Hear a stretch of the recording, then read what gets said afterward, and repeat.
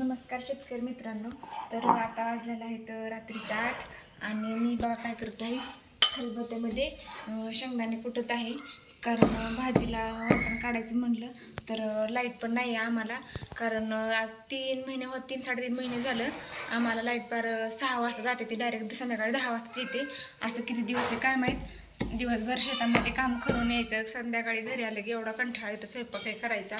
आणि त्याच्यात घरात स्वयंपाक करू लागायला कोणी नसल्यामुळे एकतर कुणाचा आधार नाही आणि हे लाईटीचा एक असा प्रॉब्लेम आहे.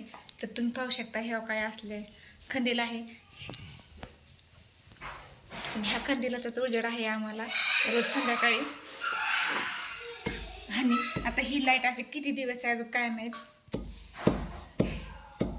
कारण संध्याकाळी जर लाईट नसली ना घरी तर पोरांना पण अभ्यास वगैरे करता येत नाही, काही नाही. संध्याकाळी रात्री 10 वाजता लाईट आल्यावर पोरांनी अभ्यास कधी करायचा. आणि आम्हाला पण असं बायकांना स्वयंपाक वगैरे करायचं असलं तर असं खलबत्त्यात पण बारीक होत नाही लवकर, आणि त्यामुळे भाज्यांना व्यवस्थित पण होत नाहीत, मिळून पण येत नाहीत. काय करायचं तर किती दिवस असे लाईटीचे काय नाही.